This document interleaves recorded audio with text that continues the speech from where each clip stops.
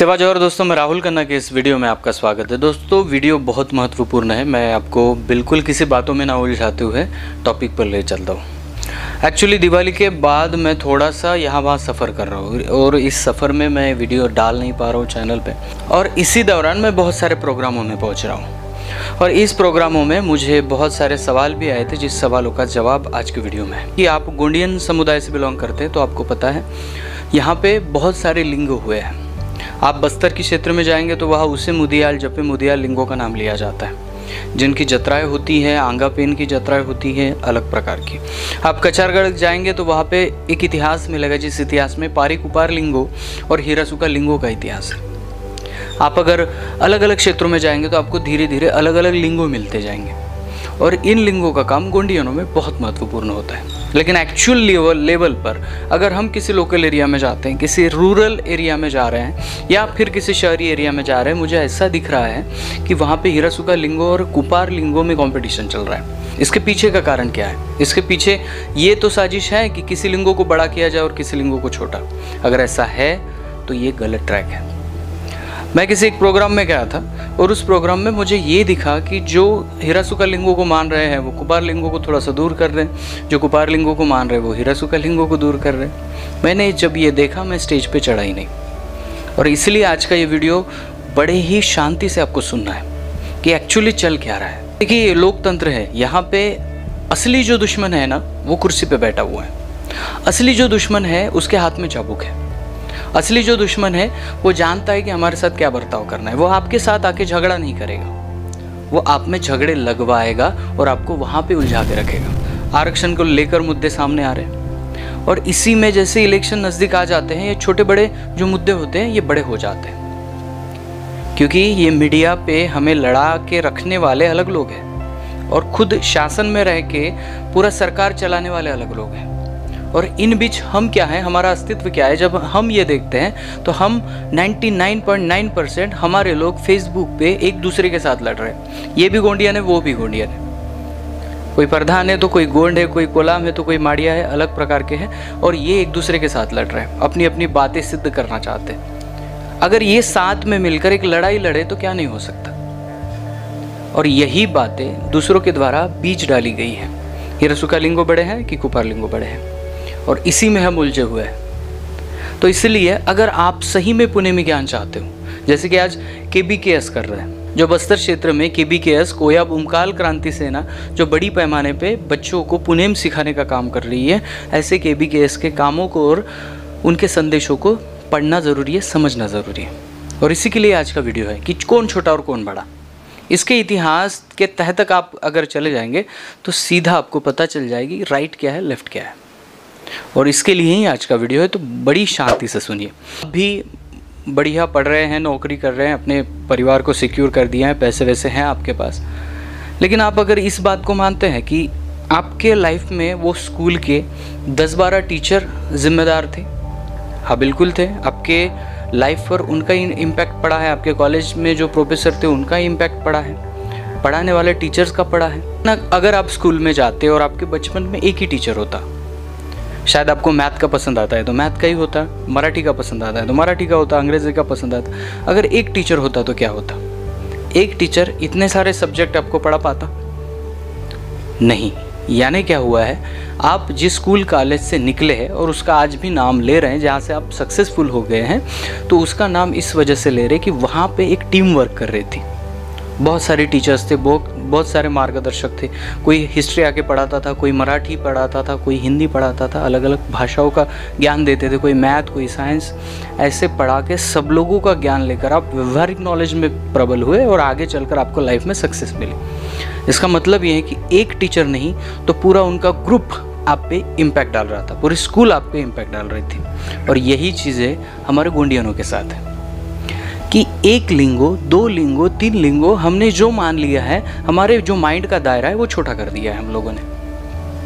गोंडी आदमी और गोंडियन संस्कृति प्रगल्भ कैसे हुई, जब ये सवाल आएगा तब आपको यही उत्तर मिलेगा कि गोंडियन आदमी एकाएक से गुफा से निकला और प्योरली गोंडियन बन गया। ऐसा हुआ है? नहीं हुआ है। वो गुफा से निकला और प्योरली कोई तुरुन बन गया। ऐसा हुआ है? नहीं हुआ है। हमारे पुरखाओं को ये सब ज्ञान इकट्ठा करने में सदियों लगी है। पहले इंसान को ये भी पता नहीं होगा ना कि आग से हाथ भी जल सकता है। जब किसी का जला होगा तब मालूम हुआ होगा। यानी हर एक चीज़ इस प्रकृति के उसका नियम जानने के लिए हमारे पुरखों ने यहाँ पे अपने बलिदान दिए हैं, और फिर उन्होंने अपनी जानकारी डीएनए के द्वारा, कल्चर के द्वारा हमारे यहाँ तक पहुँचाई। यानी इसका मतलब यह है कि ये गोंडियन समुदाय, ये गोंडियन इतना बड़ा कल्चर बड़ा होने में, प्रगल्भ होने में हमारे पुरखाओं का बहुत बड़ा हाथ है। और इसमें से श्रेष्ठ माने जाने वाले खोजकर्ता, जिन्हें आज हम लिंगो कहते हैं, और लिंगो ये अलग अलग विषय में निपुण होते हैं। कुपार लिंगो की खासियत अगर आपने देखी तो ज़मीन में कौन सा धातु है, यहाँ तक कि आपकी सगागोत्र पद्धति क्या होगी, ये सभी चीज़ें कुपार लिंगो ने संशोधन करके हमारे लोगों में डाल दी हैं, जो सभी में ये सगा व्यवस्था मालूम पड़ती है। लेकिन आप अगर ये देखना चाहें कि ट्राइबल में विशेष अंग क्या है, तो वो है संगीत और वाद्य और नृत्य। संगीत, वाद्य, नृत्य ये सभी ट्राइबलों में कॉमन चीज़ है, क्योंकि ये सबसे पहली लैंग्वेज थी। लैंग्वेज बनने से भी पहले ये सबसे पहली लैंग्वेज थी जहाँ से आप प्रकट हो सकते हैं। यही जो संगीत के सप्त सुर के धनी जो है, जिसे हिरासुका लिंगो माना जाता है। और कचारगढ़ में जाइए, वहाँ पे गुफा के सामने आपको गुंगो किया हुआ नज़र आएगा, तो वो है हिरासुका लिंगो की जगह जहाँ पे उनका बलिदान हुआ था। यानी हर लिंगो अपने अपने क्षेत्र में माहिर थे। आप अगर बात करेंगे मुठवा भीमालपेन की, तो उनकी एक अलग स्टोरी है। उनका जो संशोधन है वो अलग दिशा में है, जिसे आप मेडिटेशन, प्राणायाम ये अलग अलग नामों से जान रहे हैं, वो भीमालपेन खुद जानते थे और उसका जीवन में उन्होंने बहुत उपयोग किया है। अब जो तंद्री अन्य अन्य नामों से जानते हैं, जो प्राचीन एंशिएंट कला है, वो भीमालपेन के पास थी। उन्होंने इसको अवगत कराया था, ये भी समाज को उन्होंने दिया है। तो इसको क्या करेंगे आप लोग? आप लोग ये करेंगे कि ये लिंगो बड़ा हो गया, वो लिंगो छोटे हो गए। और ये जो कर रहे हैं मंचों पे जाके, लोगों को तो बता रहे हैं कि हम पुणे में जानते हैं, लेकिन ये जो भेदभाव अंदर से चल रहा है ना, ये बड़ा ही घातक होने वाला है आगे चल के। तो मेरी युवाओं से अपील है, मेरे समाज के जो युवा हैं आज सामने आ रहे हैं, गोंडवाना का आवाज़ ऊंचा कर रहे हैं, उन लोगों को यही बताना है, देखिए ज्ञान की डेफिनेशन ही विनम्रता है। अब एक याद रखिए, जिसके पास भरपूर नॉलेज आ जाता है ना, वो आदमी घमंड नहीं करता कभी भी। जिसके पास नॉलेज होता है वह आदमी ना चाहते हुए भी विनम्र हो जाता है। ज्ञान की परिभाषा ही विनम्रता है। और अगर कोई कट्टरता से कोई झगड़े मना रहा है, कह रहा है कि हम बड़े वो छोटे हैं, समानतावाद नहीं है, तो ये ट्राइबल फिलॉसफी भी नहीं है। पे सभी को समानता से देखा जाता है। कोई कम्युनिटी जड़ी बूटी में प्रगल्भ है, कोई कम्युनिटी साहित्य में यानी पाटा ढाका में प्रगल्भ है, कोई कम्युनिटी राज करने में प्रगल्भ है, कोई कम्युनिटी जंगल के कुछ विशेष अंग को देखने में प्रगल्भ है। अलग अलग प्रकार की विशेषताएं लेकर यहाँ पे ट्राइबल समुदाय रहता है। कोई छोटा नहीं और कोई बड़ा नहीं। और ये बात पॉजिटिव है कि युवा लोग इन बातों को नहीं मान रहे हैं और मानना भी नहीं चाहिए। जो भी आपके सामने आता है और ऐसा भेदभाव निर्माण करने की कोशिश करता है, उनको ये बता दीजिए हमारी लड़ाई जो है वो बड़ी है, अपने भाइयों के साथ नहीं है। हमें कलम के साथ संविधान के रास्ते पे चलना है और इसी को लेकर आगे बढ़ना है और उस कुर्सी पर हमारा आदमी बिठाना है। ये हमारा मेन मिशन रहना चाहिए। लेकिन अगर हम एक दूसरे के साथ यही पे लड़ते रहे ना, तो तीसरा आदमी इसका फ़ायदा उठा लेगा और हम एक एमएलए क्या कुछ नहीं बना सकेंगे। फिर ये अब वो दिन नहीं रहे हैं जहाँ पे हमें भेदभाव करके एक दूसरे के साथ झगड़ना था। अब वो दिन है जब आने वाले भाइयों को एक साथ लेकर आगे बढ़ना है और संविधान की लड़ाई लड़नी है। ये मीडिया आया है तो आप देख लीजिए, इसमें ज़्यादा से ज़्यादा हम ही उलझे हुए लोग हैं। हमें ये बहुत पसंद आता है कि हमने क्या खाया, हम कहाँ गए, वहाँ के फ़ोटो डालना अच्छा लगता है, लोग अप्रिशिएट करते हो वो भी अच्छा लगता है। लेकिन जो मेन काम है अपने समाज को जगाने का, अपने लोगों को जगाने का, सही हिस्ट्री बताने का, उस काम में हम दिलचस्पी नहीं ले रहे हैं। और इसके लिए ये जो बाकी लोग हैं, इनको पता है, ये फेसबुक व्हाट्सएप इनके साथ दे दिया, इनको फ्री का इंटरनेट दे दिया जाए तो ये रह सकते हैं। तो ये जो उनका सोचना है, षड्यंत्र है, इसको बदलना है। और इसके तब बदल सकते हम लोगों के मन में से ये भेदभाव मिट जाए। अगर कुपार लिंगो और हिरासुका की कहानी आप सुनने जाएंगे तो आपको ये समझ में आएगा कि कचारगढ़ के इर्द गिर्द गाँव में हिरासुका रहते थे, लेकिन कुपार लिंगो जी वहाँ जाकर उन्होंने संगीत विद्या सीखी थी। और जब कचारगढ़ के 33 बच्चों को बाहर निकालने की बारी आई, तब भी कुपार लिंगो ने हिरासुका लिंगो को बुलवाया। याद रखिए, ये दोनों लिंगो एक दूसरे के साथ कनेक्ट थे।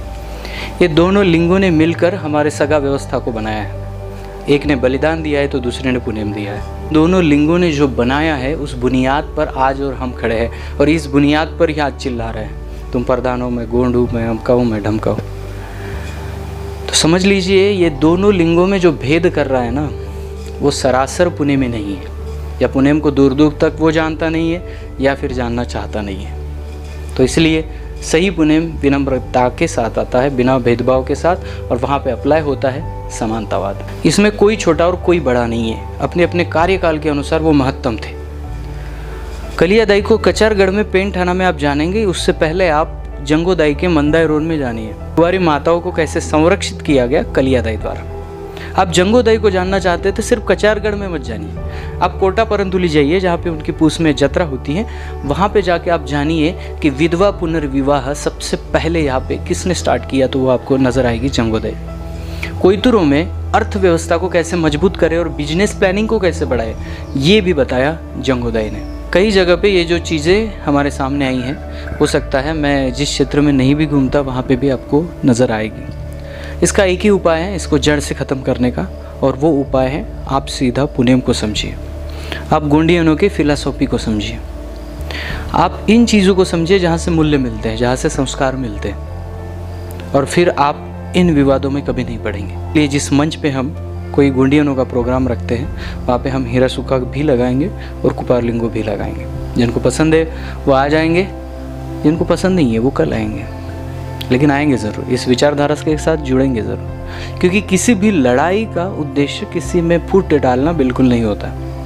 हाँ, दोनों कम्युनिटी में अगर कोई है जिनमें मन मुटाव है वो धीरे धीरे समझ जाएंगे इस चीज़ को, लेकिन अगर आप युवा हैं तो आपको इन दोनों पहलुओं को एक करके चलना पड़ेगा। अगर आप भेदभाव करते हैं तो एक बार तेलंगाना के गोंडियन कल्चर को आप जाके पढ़ लीजिएगा, वहाँ पे पाना कावड़ी अलीर का कितना महत्व है, वहाँ पे जो गाँव गाड़ा का महत्व है, उसमें कौन कौन आता है, कटोरा किसे कहते हैं, पाटलाल किसे कहते हैं, पटाड़ी किसे कहते हैं, ये सब चीज़ें वहाँ पे एक्सप्लेन हो जाएगी और आपको समझ में आएगा कि गोंडियनों के कितने अंग होते हैं। और इसीलिए ये सब समझने के लिए तेलंगाना में आज भी वो कल्चर ज़िंदा है जिसको हम गांव स्तर पे देखना चाहते हैं या गांव स्तर पे लागू करना चाहते हैं। वो कल्चर आज भी तेलंगाना में ज़िंदा है, जहाँ पे गोंडियन कोयतुर गाँव है वहाँ पे ये सब चीज़ें मिलेंगी भाषा के साथ, और वो बताते हैं कि उनमें कोई भेदभाव नहीं है। अगर वो नहीं आएगा तो शादी नहीं होगी, सब नेंगों में सब लोग होना बहुत ज़रूरी है, और इसलिए एक दूसरे को वो मानते हैं, सोयराल धायराल बोलते हैं। और एक तरफ हम देख रहे हैं कि शहरों में भी कर्मचारियों के दो गट हैं, एक हीरा सुक्का को मानने वाला गट और दूसरा कुपार लिंगो को मानने वाला गट। ऐसे नहीं चलेगा और ये गलत रास्ता है। अगर दोनों एक साथ नहीं आते तो आगे आने वाला भविष्य बहुत ख़राब है। हम क्या क्या बचाएंगे? अगर हम एक ही जुट नहीं हो रहे तो कौन हमें बचाएगा? फिर तो जो ऊपर से षड्यंत्र आएगा हम उसके शिकार होते जाएंगे। साल मैं इस समाज के साथ जुड़ा हूँ, इसके विचारधारा के साथ जुड़ा हूँ और पुनेम की विचारधारा को प्रचारित कर रहा हूँ। मेरे ये दिल से निकले हुए शब्द है कि दोस्तों ये भेदभाव ना करें, इसे त्वरित बंद कर दे, सभी भाइयों को एक साथ ले और मिशन को आगे बढ़ाए। किसी भी लिंगों में छोटे बड़े होने का भेदभाव ना पैदा करें। ये लिंगो थे जिन्होंने हमारे कल्चर को और परिपक्व बनाया है और ये समृद्ध गोंडियन कल्चर हमारे सामने रख दिया है। दोस्तों, अगर मेरे दिल की बात आपके दिल तक आती है तो इस बात को ज़रूर फैलाएं, उन लोगों तक ये वीडियो मेरा पहुंचाए जो गुमराह हो चुके हैं, ताकि उनको होश आए और वो ये समझे कि गोंडियन फिलॉसफी एक्चुअली होती क्या है। दोस्तों, इस वीडियो को यहीं पे ख़त्म करता हूँ। मिलता हूँ अगले वीडियो अगले टॉपिक के साथ। तब तक के लिए जय सेवा, जय जोहार, जय आदिवासी, जय गोंडवाना, जय भीम।